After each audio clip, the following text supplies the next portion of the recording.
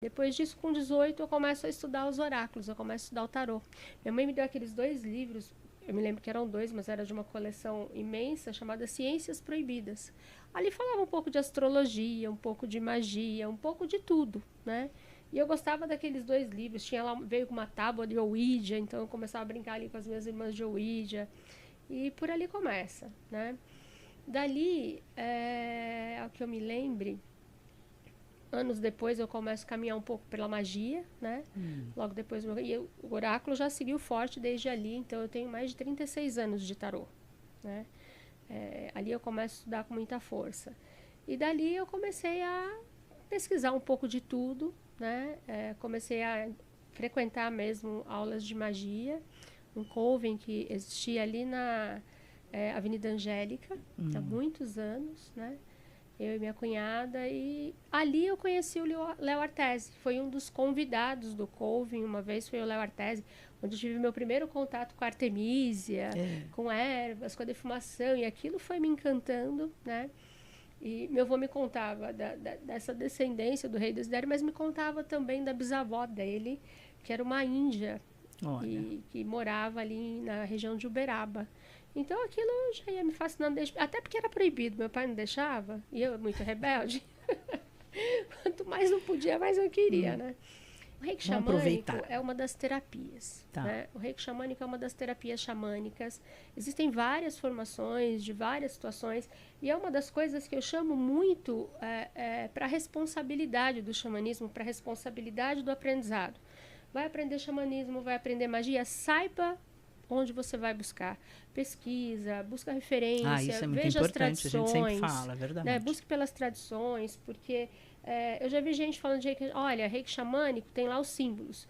Tem os símbolos do Maheo Reiki, que é o norte-americano, tem os símbolos do Guarani, né? Que não foi o índio que fez, foi um estudioso que foi lá e meio que codificou algumas ações dos índios para... Em resumo, são energias que se traz para aplicar em terapia.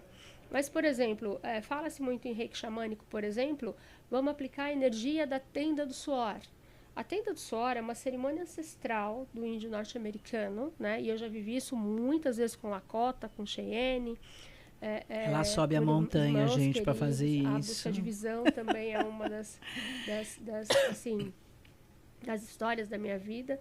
Mas no reiki xamânico, se você vai aplicar uma energia de tenda do suor, eu digo, ok, aqui na aula eu posso te ensinar, explicar, e eu já peguei cursos, eu fiz vários cursos na minha época de aprendizado, onde se falava em 20 linhas sobre a tenda do suor, e aí você aplica essa energia. Gente, não é assim que funciona. Né? Você vai saber, vai conhecer a cerimônia. A cerimônia, existe um rezo, existe para se montar, para se erguer uma tenda do suor, é uma coisa assim que daria pelo menos um podcast inteiro para falar um pouquinho só sobre isso. E que a gente fala também, né, dessa ancestralidade.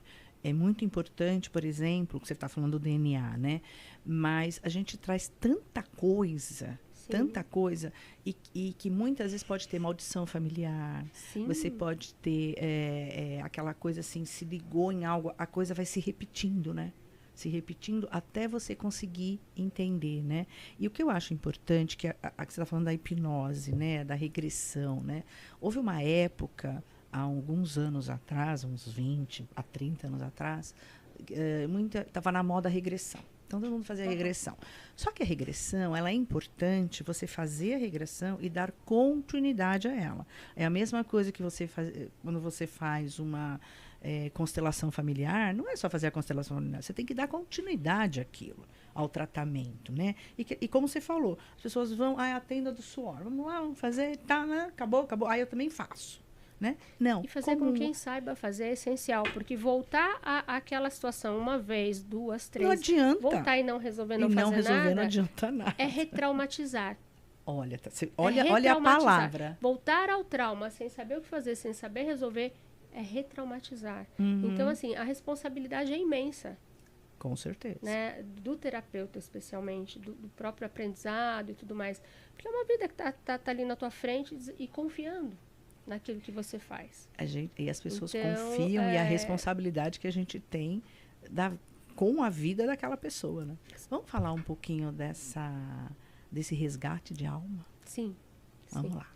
Bora lá, vou dar um exemplo fácil, ao invés de explicar muito tecnicamente. Vamos supor assim, uma pessoa perde alguém muito querido. Morre lá um parente muito querido. E geralmente a pessoa diz assim, foi uma parte de mim. Que bom. Esse foi uma parte de mim, para o índio foi realmente um pedaço de alma. Só que a gente pode perder um pedaço de alma em várias situações, em vários tipos de trauma, né? Eu posso ter um trauma com uma professora que grita comigo, um jogral, antigamente era um jogral, né? Uma palestra, uma apresentação de um trabalho escolar, e acontece alguma coisa, os coleguinhas riem lá no fundo, eles não sabem nem, eu não sei nem porque eles estão rindo, mas eu acredito que é por conta do que eu estou falando ali. Pronto, ali já pode instalar um trauma. A criança que apanha dos pais, um trauma no primeiro amor, tudo. A vida produz lixo, produz trauma o tempo todo, né? Então, esses traumas, sejam de trabalho, às vezes uma demissão. Nossa, às eu vezes tenho um caso agora se aposentar e não saber o que fazer. Ela criou um câncer. Pois é. A síndrome do ninho vazio. Então, assim, qualquer tipo de trauma que mude e você diz, gente, está faltando uma parte de mim, eu não estou mais tão feliz, nossa, minha memória não está tão boa mais. Viver produz situações que trazem, né, esse tipo de situação. E aí, fui redundante agora, mas aí o que acontece? O xamã vai viajar ao som do tambor, 120 batidas, mais de 120 batidas do tambor. Traz um estado alterado de consciência. E através desse estado alterado de consciência, o pessoal aproveita. O xamã viaja entre os mundos, né? A gente pode até fazer um exercício mais no final. Sim. O xamã viaja entre os mundos para buscar esses pedaços de almas perdidos. E o som do tambor lembra muito a batida do coração, né? A conexão com o útero, né? O primeiro som que nós ouvimos no útero é o som do coração materno. Por isso acalma. E aí, quando tem a separação, a pessoa vai lá, separa no cartório, né? Separa de casa, mas não separa, assim, eu digo que o pior dano é o energético. Sim. Se você não separa energeticamente, você vai ter dano. Nossa, você fica vinculado naquilo, você perde um tempo na vida, gente. Perde um tempo. Olha o que acontece. Muitas vezes já aconteceu assim, porque eu faço isso há muitos anos. E as duas coisas que eu mais noto quando a pessoa não separa energeticamente. Primeiro, muitas vezes ela fica sozinha. Passa 1 ano, 2, 3, está sozinha. 4, 10, 20 anos, está sozinha, não tem ninguém. Porque ela tem aquela aura ainda ela traz na energia dela a energia do outro. Então, enquanto não ninguém chega perto. Ninguém chega perto, ela também não consegue se aproximar, porque ela meio que se alimenta daquilo, né? Uma outra coisa que acontece muito, quando a gente faz descasamento, por exemplo, o casal vem, a moça, eu vou fazer meu descasamento, porque eu estou sonhando, ou seja lá qual for o motivo.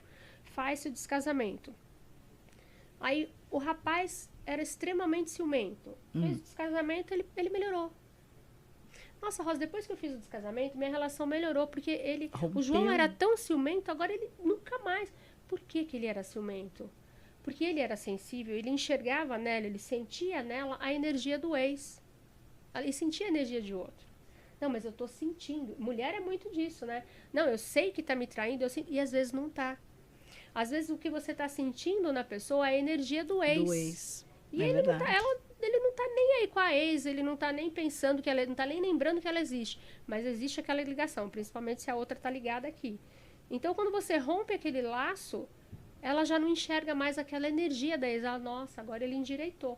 Freud dizia assim, né? As pessoas chegavam e falavam assim, quanto tempo vai durar meu tratamento? Aí ele dizia assim, me mostre o tamanho do seu passo e o quanto você quer começar a dar o primeiro passo.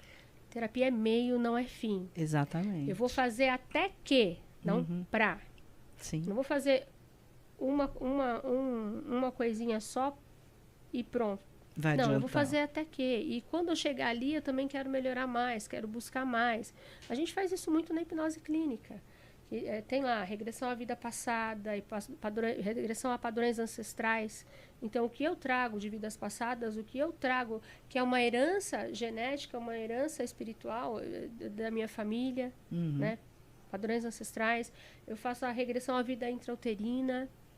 Então, a gente vai andando ali, caminhando por todos os mundos. Uma regressão consciente na vida, consciente na linha do tempo, e por aí vai.